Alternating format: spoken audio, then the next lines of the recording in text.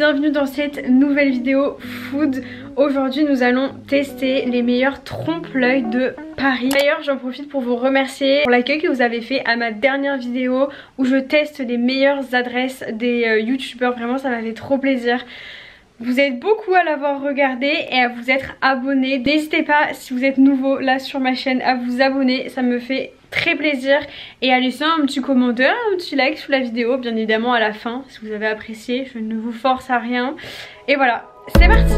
Je vais aller acheter du coup les fameux trompe-l'œil, j'ai trop hâte.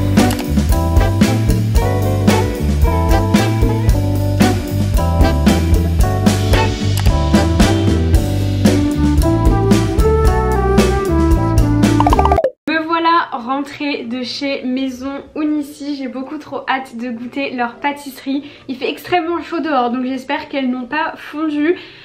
Je n'ai pas pu déguster dehors parce que comme je vous dis il fait chaud et surtout ce sont des trompe-l'œil. Clairement moi qui suis très maladroite c'était impossible de poser ma caméra, de déguster comme ça.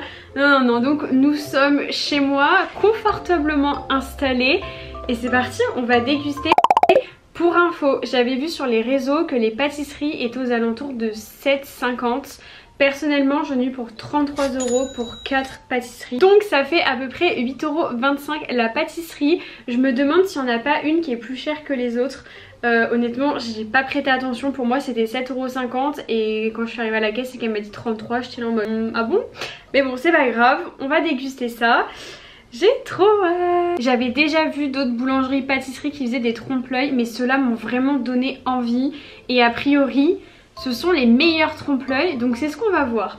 On va essayer de commencer par quelque chose de pas trop sucré. Bah franchement, je sais pas. Allez, je vais commencer par le fruit de la passion, ça me donne trop envie. Franchement, il est très bien fait. Par contre, je trouve que le fait que ce soit sur un petit carton comme ça fait un peu cheap. Moi je l'aurais vu un peu chromé. Voilà, après on n'est pas dans une pâtisserie de luxe mais on paye quand même 8 € sa pâtisserie. Ce n'est pas non plus rien. C'est sûr que c'est moins cher quand on compare avec Cédric Grolet encore une fois. Mais c'est pas non plus donné. J'espère quand même que ce sera à la hauteur de 8 € une pâtisserie. Vous voyez avant moi là. Est-ce que ça a l'air bon ou pas? Oh waouh. Attendez, je referme là, je vous vois regarder à l'intérieur pour voir la suite. Je vais pas vous spoiler. Place à la dégustation. C'est trop bon. Étant une grande fan du fruit de la passion, c'est clairement mon fruit préféré.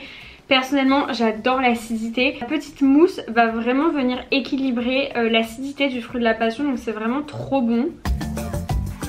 La petite coque, elle est au chocolat blanc, donc c'est trop bon. Honnêtement c'est un délice, j'aime beaucoup, j'adore, je valide. Ça me fait penser à un dessert mais je ne sais plus lequel. Franchement pour moi c'est validé. J'ai oublié, il y a un petit biscuit en dessous. Obligée de regoûter. Hélas je me sacrifie. Le sablé il est pas ouf par contre. On va passer maintenant à la vanille. J'aime trop la vanille aussi, en fait j'aime tout, je vais dire ça à chaque pâtisserie. Mais vraiment j'adore la vanille, donc j'espère qu'elle sera bonne. Honnêtement je suis toujours bluffée du travail qu'il y a sur les trompe-l'œil. Enfin pour le coup c'est très ressemblant, les détails et tout. C'est magnifique. On essuie bien son petit couteau parce que vraiment je déteste mélanger les saveurs et tout. J'ai même lavé l'assiette, lavé la cuillère, tout est lavé. Pas de mélange de saveurs ici. C'est parti. Je pense que casser les trompe-l'œil comme ça c'est mon action préférée. J'adore faire ça.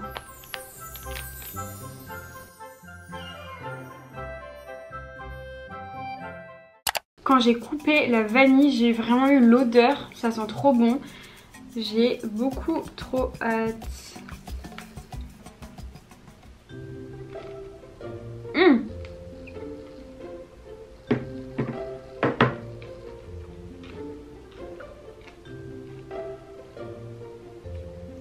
Celui-ci est beaucoup plus sucré. Mais attendez, en fait ce qui m'embête c'est que j'ai pas le détail.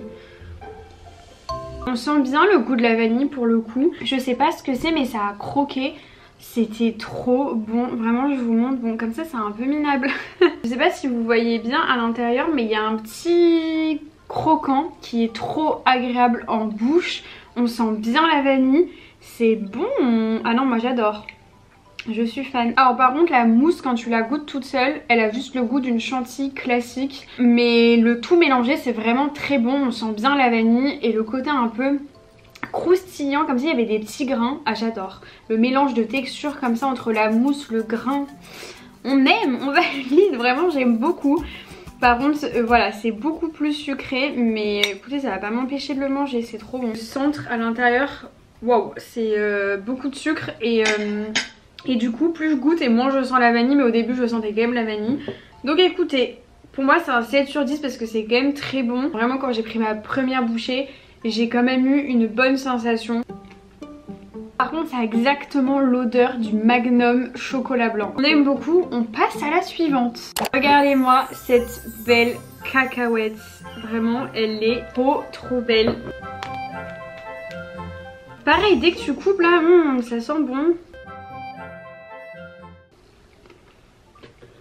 Effectivement c'est du caramel beurre salé. Je vais goûter la petite mousse toute seule parce que je pense que c'est la mousse qui a la cacahuète. Très bon. Pour le coup je trouve que celle-ci elle est un peu plus raffinée dans le sens où dans la mousse c'est très onctueux et t'as vraiment ce côté cacahuète mais qui est pas too much non plus parce que tu sens voilà le goût de la cacahuète qui est un peu salé mais ça reste une pâtisserie donc t'es pas en mode pas bon, vraiment très bon et l'équilibre entre le sucre, du caramel, beurre salé, de la cacahuète, sucré salé, franchement j'aime beaucoup et la mousse est très bien réussie pour le coup, contrairement à la gousse de vanille où je trouvais que ça faisait juste chantilly, là j'aime beaucoup. Ah ouais c'est bon. Il y a un petit biscuit dans la coque qui est trop bon, c'est un petit peu crunchy.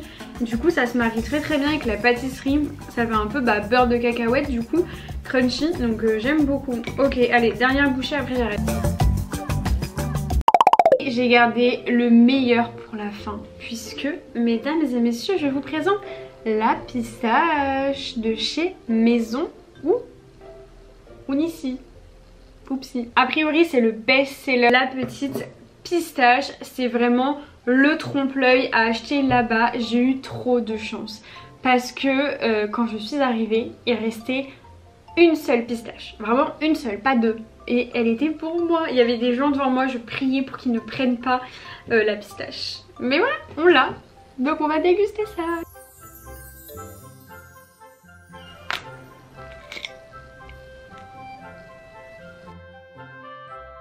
Je suis assez bluffée par le travail sur ce trompe-l'œil, alors les autres aussi bien évidemment, mais là ça se voit vraiment qu'il y a un mélange de texture et tout, donc hâte de goûter ça. Ça sent trop bon la pistache. Maman si tu regardes cette vidéo, tu adorerais. Ma mère est fan de pistache. J'aime bien la pistache quand même. C'est l'heure de faire le classement. Je dirais en première position le fruit de la passion. Tout simplement parce que j'ai trouvé ça très frais, le fait que ce soit des fruits etc. Ensuite je mettrai la vanille quand même parce que c'était très bon et j'adore la vanille, donc je suis obligée de mettre la vanille en deuxième. Et ensuite je mettrai la cacahuète et la pistache. En fait la pistache je suis pas très fan en dessert. Je peux en manger et tout, j'aime bien, mais je suis pas non plus en extase face à la pistache, donc c'est pour ça que je la mets en dernière position. Mais elle était quand même très bonne, de même pour la cacahuète, ce mélange un peu sucré salé, j'ai adoré. Mais par contre je tiens à souligner qu'en termes de travail, la pistache est vraiment number one. On sent qu'il y a vraiment un travail entre les textures, on a quand même deux mousses différentes dans le trompe-l'œil en plus du biscuit, enfin vraiment tu sens que c'est très élaboré et en ça je comprends pourquoi c'est le best-seller. Franchement c'était très bon, en plus de ça t'as quand même l'expérience etc. Honnêtement vous ramenez ça à un repas de famille, ça fait son petit effet. Je vous fais des très gros bisous et je vous dis à très vite dans une prochaine vidéo. N'oublie pas de t'abonner et de commenter, c'est bien pour l'algorithme YouTube. Bisous.